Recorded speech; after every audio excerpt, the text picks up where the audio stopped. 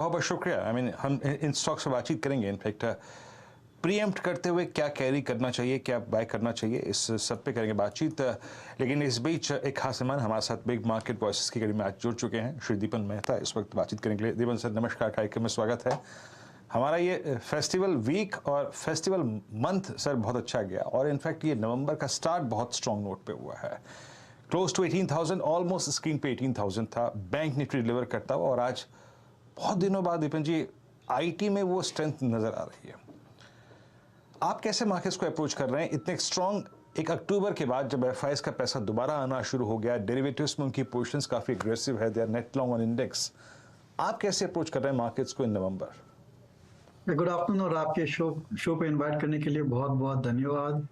I think markets एक बहुत अच्छे सिचुएशन में है, और अगर ग्लोबली मार्केट स्टेबलाइज हो जाते हैं, इंटरेस्ट रेट, इन्फ्लेशन जो उनकी एक्सपेक्टेशन है वही रेंज में अगर रिपोर्ट होते हैं, then I think that Indian equities में और भी आउट परफॉर्मेंस शायद हम विटनेस करेंगे। और उसका कारण यह है कि underline fundamentals of Indian economy, corporate earnings काफी स्ट्रांग है, लिक्विडिटी पोजीशन भी बहुत ही स्ट्रांग है। एफआई का पैसा भी आ रहा है मार्केट में, और रिटेल तो जारी ही है in terms of SIP as well as HNI का पैसा जो आ रहा है। तो on the whole I think सभी जो स्टार्स है, सभी जो डॉट्स है, they are matching to suggest के अगले आई थिंक एक साल, 2-3 साल में be very good for Indian equities.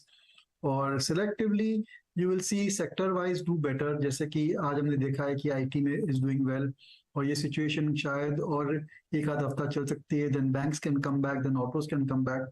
और अगर आप पूरा देखेंगे across all the sectors with the exception of commodities, I think सभी सेक्टर्स में कुछ ना कुछ अच्छा ही हो रहा है। They are getting into new growth phase, lot of the sectors. और जो पुराने जो प्रॉब्लम्स थे, right from Covid related issues, lockdown, regulatory issues, वो सभी जो इश्यूज है I think gradually they are being solved. So काफी ज्यादा अपॉर्चुनिटीज भी है इन्वेस्टर्स के लिए, and there are many investment themes that you can follow.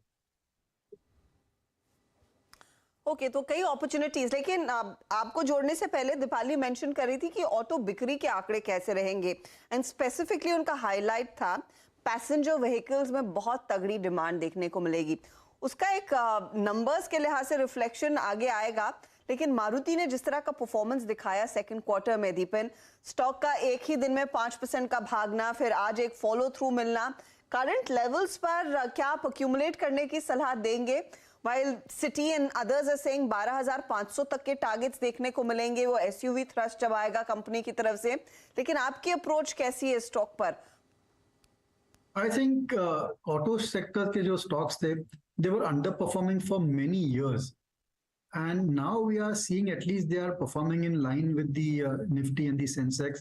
और जो अंडर परफॉर्मेंस था, they are gradually covering it as we speak. लेकिन मेरे ख्याल से you would see an even further outperformance in auto shares over the next few quarters or so. उसकी कारण यह है कि 4-5 साल के बाद we are seeing a revival in the auto industry. पहले तो BS6 का ट्रांजिशन था, then interest rates had gone up after the IL&FS crisis. Then there was the entire COVID situation, lockdowns. उसके बाद सेमीकंडक्टर्स और इन्फ्लेशन की वजह से रॉ मटेरियल प्राइसेस बढ़ने लगे। तो एक के बाद एक खराब समाचार, there were lot of headwinds for the auto sector, और सभी अभी जो हेडविंड्स है, सभी जो प्रॉब्लम्स है, they have all been more or less resolved, and we are seeing the full potential of the auto industry being unleashed. So we are very positive on most auto companies.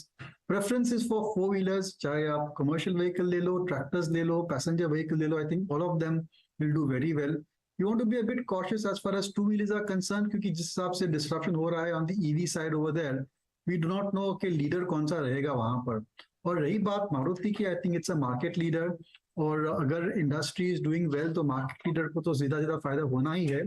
Don't go by the loss of market share, but go by the fact कि जो उनकी नई models है, they are extremely popular, काफी ज्यादा waiting list है, और they are premium models also. So we are seeing कि जो ऑपरेटिंग प्रॉफिट्स मार्जिन बढ़ी है मारुति में, it's not just because of raw material prices coming down, but also because realisation जो है वो बढ़ रहे हैं, बिकॉज जो पूरा उनका जो कॉम्प्लेक्शन है, जो उनकी ब्रेकअप है सेल्स की, that is more and more going towards the premium segment, और ये बहुत ही अच्छी बात है.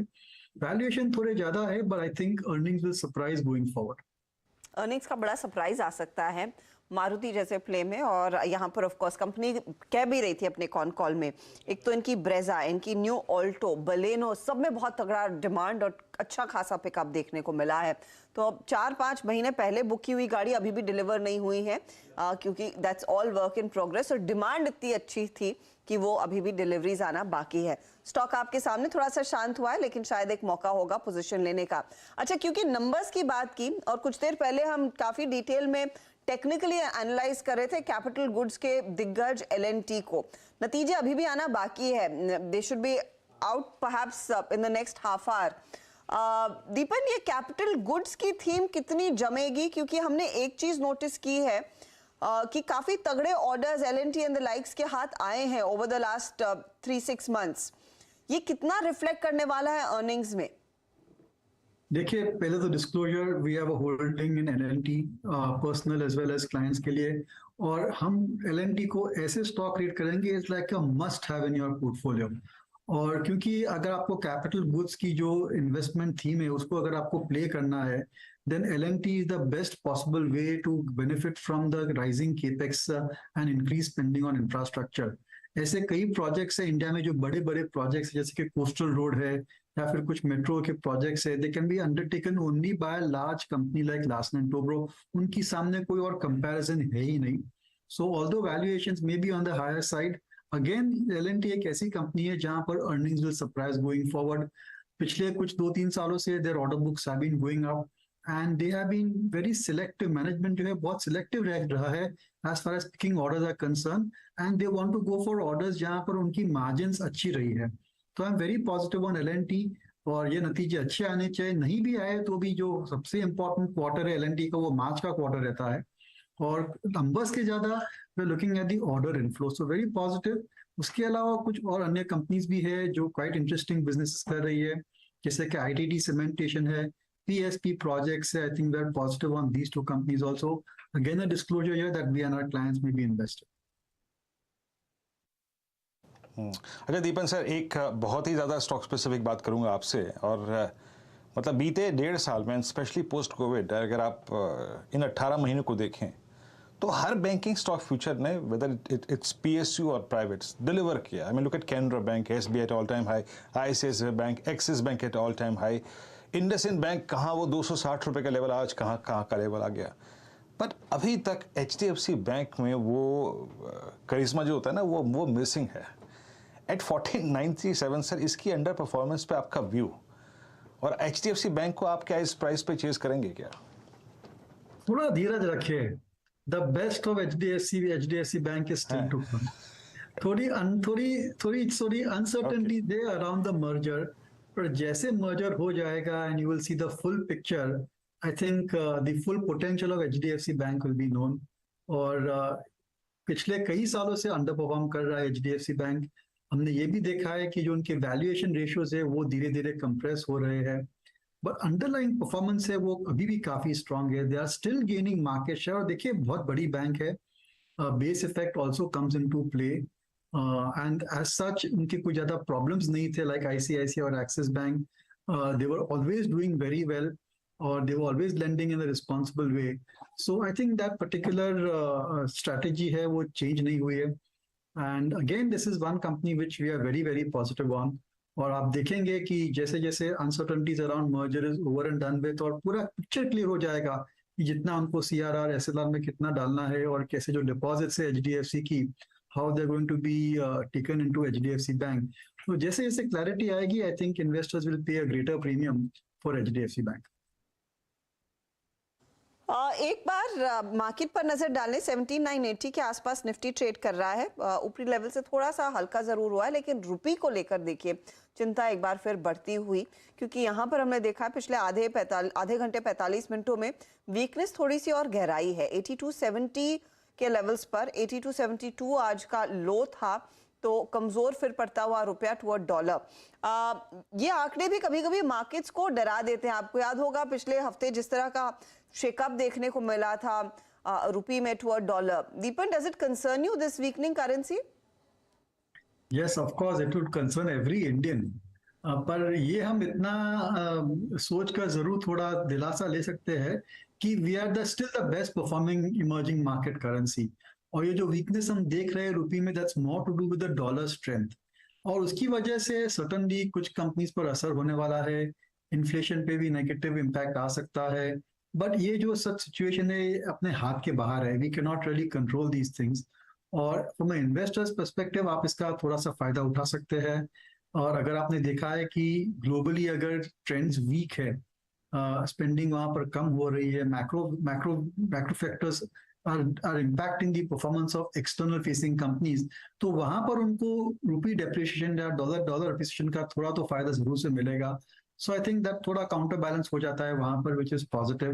बट ऑन द होल ये जो करेंसी का फिगर है और जो इंडिया की जो फॉरेन फॉरेन रिजर्व्स है, इसको जरूर से ट्रैक करना चाहिए। अभी तक तो ठीक ठाक लग रहा है। एंड एज आई सेड कि अगर ग्लोबली फाइनेंशियल मार्केट स्टेबल हो जाते हैं और we know that now the worst of inflation is behind the global economy, तो immediately you will see the positive effect currency पर भी और अपने मार्केट्स पर भी। So let's just wait and watch. देखिए सभी चीज तो अपने हित में नहीं होने वाली है, there always be some problems in the market and we have to live with it and work around it. तो currency is something like that only, you can think. Deepan, always a pleasure speaking to you. बहुत बहुत शुक्रिया हमारे लिए समय निकाल कर अपनी राय देने के लिए मार्केट्स पर। हाँ, रुपये की कमजोरी थोड़ी सी चिंताजनक है, लेकिन उन स्टॉक्स पर और उन सेक्टर्स पर ध्यान डालिए जो इससे परे हैं या फिर थोड़े से इंसुलेटेड है। ऑटो कंपनियों में भरपूर तेजी आ सकती है, specially Maruti and the likes में, और ऑफ कोर्स कैपिटल गुड्स में एल&टी पर दीपन की साफ राय कि it's a must have, her portfolio में ये शेयर होना चाहिए। उन नंबर्स का अभी भी इंतजार। अच्छा, बात करते करते